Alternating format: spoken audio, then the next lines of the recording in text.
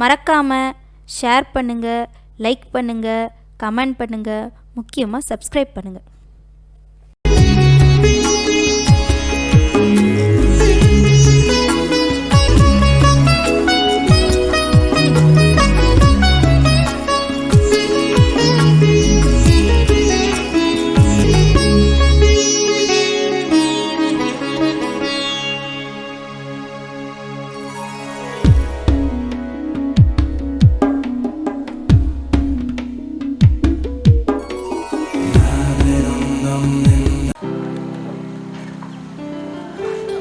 நீலாம்பரி தங்கச்சி, நீலாம்பரி யாரு இது? மச்சான் வாங்க. வாங்க மச்சான். நான் மச்சான் ஒரு வேலையை வந்தேன். அப்புறம் தங்கச்சி உங்களையும் பாட்டு பாட்டு வந்தேன். உட்காரு மச்சான். பார்த்து ரொம்ப நாள் ஆச்சு. எங்க மச்சான் தங்கச்சி? தங்கச்சி தான் தெரியாத மச்சான். மாசம் நடத்துறது தானே. மாசம் வருதோ இல்லையா அவன் டூர் போறது நிக்கிறது இல்லை. நான் வாங்குற சம்பளம் வாங்குறதுக்கு முன்னே கடன்பட்டு அந்த காசை செலவழிச்சிடுறான். சம்பளம் வாங்கினது அந்த கடத்தை கட்டிடுறான். பாரு மச்சான், உன் தங்கச்சி செய்கிறது கொஞ்சம் கூட சரியில்லை மச்சான். ஏன்னு கேட்டால் இந்த வீட்டில் பொம்பளையாகவும் இருக்கிறாங்க மச்சான். நான் இது வெளியே எப்படி சொல்கிறதுன்னு இருக்குது. சம்பளத்தை அங்கே வீட்டுக்கு ஒரு செலவு வாங்கி போகிறதுக்கு இல்லை, எல்லாமே அப்படியே செலவு பண்ணிடுறேன். ஆடம்பரமான புடவை எடுக்கிறது, அது எடுக்கிறது, டூர் போகிறது, கசான்னு அவளுக்கு செலவு பண்ணுறது, இவளுக்கு செலவு பண்ணுறதுன்னு இருக்கிறதெல்லாம் செலவு பண்ணுறது. நானும் ஓவர் டைம் கஷ்டப்பட்டு கொண்டு வந்து போட்டு சலிச்சு போச்சு மச்சான். என்ன செய்யறது? இன்னைக்கு யோசனை பண்ணி என்ன மச்சான் பண்றது? அன்னைக்கே கொஞ்சம் கண்ட்ரோல் பண்ணி சரி பண்ணிக்கணும் மச்சான். கேட்டிருக்கலாம் அன்னைக்கு எங்க அப்பாவை உங்க அப்பா என் மாவு மேல இந்த ஊட்ட எழுதி வச்சா தான் இந்த உனக்கு பொண்ணு கொடுப்பேன்னு சொன்னாரு. சரி, அது கோவப்பட்டு எங்க அப்பா உன் தங்கச்சிக்கு எழுதி வச்சுட்டாரு. நாளைக்கு நான் இதை கேட்டு கடைசியில் ஊட்ட விட்டு வெளியே போயான்னு நான் எங்க மச்சான் போவேன்? அதுக்கு தான் அவளா பார்த்து திருந்த மாட்டாளான்னு தான் மச்சான் நான் இவ்வளவு நாள் பொறுத்துட்டு இருக்கிறேன். இவ்வளவு பொறுமையா போய் இவ்வளவு சித்திரை அனுபவிக்க வேண்டியதா இருக்கு. நான் மச்சான் செய்யறது அதுதான். என்னைக்கு நீங்க வருவீங்க உங்ககிட்ட சொல்லலான்னு என் மன ஆறுதலுக்காக கொஞ்சம் கூட செய்யறது சரியில்லை மச்சான்.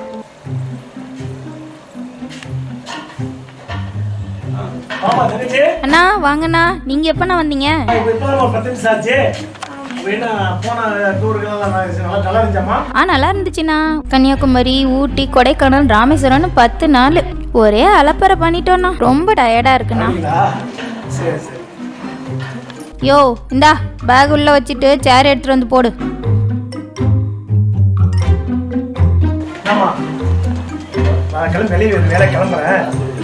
அடடே இருங்கண்ணா, சாப்பிட்டு போலாம். யோ சாப்பாடு ரெடியா? சொன்னது சந்தோஷமா இருக்குது. நான் வெளியே கிளம்புறேன், வேலை இருக்கு. சாப்பாடு ரெடி மச்சான், சாப்பிட்டு போலாம். வெளியே மச்சான், இன்னொரு டைம் வர மச்சான். வர பேசிக்கலாமா? நீ சொன்னதுதான் அவருக்கு கோபம் வந்துருச்சு. யோ ஒரு கேள்வி கேட்டா ஒழுங்கா பதில் சொல்ல மாட்டியா? உன்னாலதான் எங்க அண்ணன் கோச்சிட்டு போகுது. நானும் சாப்பாடு ரெடி இருக்கு, ரெடி செஞ்சுட்டு சொன்னேன்ல. உட்காரு.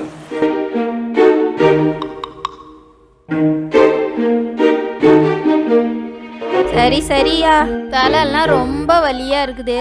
சக்கரை அதிகமா போட்டு ஒரு காஃபி போட்டு எடுத்துட்டு வா போ.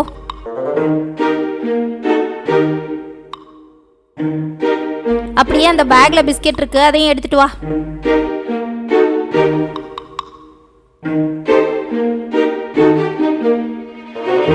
யோ என்னையா பண்ற? இவ்வளோ நேரமா காஃபி போடுற? யோ எவ்வளவு நேரம் ஏன் உக்காந்துட்டு இருக்கிறது? சரி சீக்கிரம் ஆகட்டும்.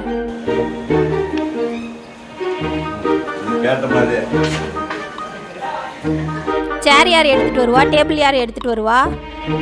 அதுக்கும் தனியா விளக்கம் வைக்கணுமா உங்ககிட்ட? எடுத்துட்டு வந்து சீக்கிரம் போடுங்க.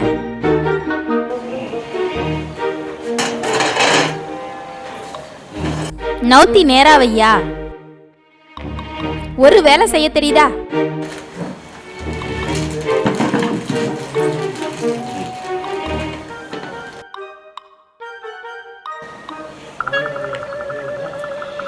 என்ன காஃபி போட்டுருக்கா?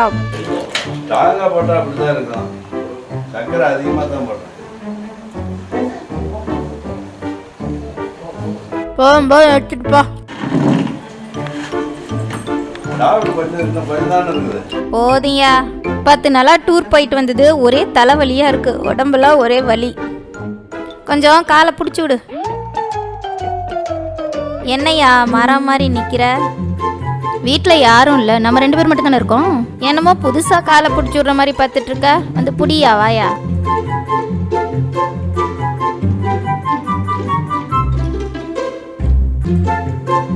ஊருக்குள்ள நம்மளை பத்தி ஒரு மாதிரியா பேசுறாங்க நீலாம்பரி. என்ன பேசுறாங்க? கல்யாணம் பண்ணி இவ்வளவு நாளாச்சு, ஒரு புள்ள குட்டி இல்ல, அப்படி இப்படின்னு பேசிக்கிறாங்க. இல்ல இதெல்லாம் ஊருக்குள்ள பேசிட்டு இருக்காங்களா இல்ல நீயா பேசிட்டு இருக்கிறியா? இல்ல ஊர்ல பேசிக்கிறது தான் சொல்றேன், நானா சொல்றேன். எல்லாருமே எனக்கு கேக்குறாங்க. யோயோ போதும், அதுதான் உன்னுடைய எல்லை. யோ 10 நாளா டூர் போயிட்டு வெறும் கறி மீனும் சாப்பிட்டு வயிறெல்லாம் ஒரு மாதிரி இருக்கு. நீ போயிட்டு மிளகு கொஞ்சம் தூக்கலா போட்டு ரசம் வச்சு எடுத்துட்டு வா, பார்க்கலாம். போயா, சீக்கிரம் வச்சு எடுத்துட்டு வா போ.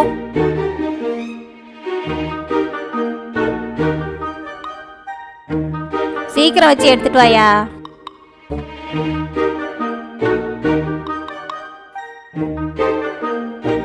யோ இங்க வாயா. என்னையா பண்ணிட்டு இருக்க? சமையல் வேலை தான் ரெடி பண்றேன். சரி சரி, மிளகு கொஞ்சம் தூக்கலா போட்டு நல்லா ஸ்ட்ராங்கா வச்சு கொடு. எனக்கு பிரியாணிலாம் சாப்பிட்டு ரொம்ப டயர்டா இருக்கு, நான் போய் கொஞ்ச நேரம் ரெஸ்ட் எடுக்கிறேன். சீக்கிரம் ஆகட்டும். போ பேசிக்கிறோம். ஸ்ட்ராங்கா வேணும், ஸ்ட்ராங்கா போட்டு.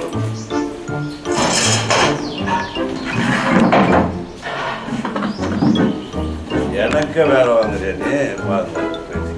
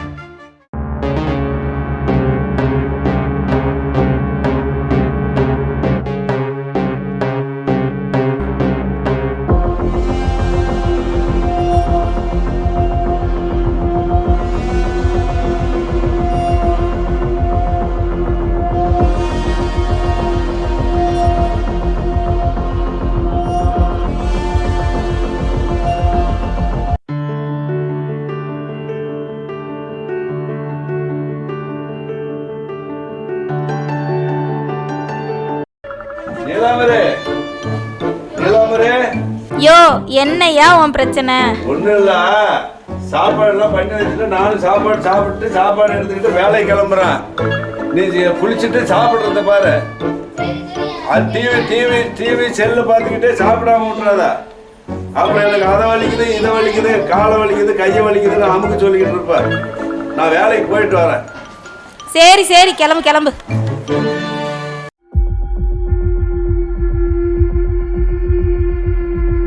ஏங்க நீலாம்பரி இல்லைங்களா? நீலாம்பரி நீங்க யாருங்க?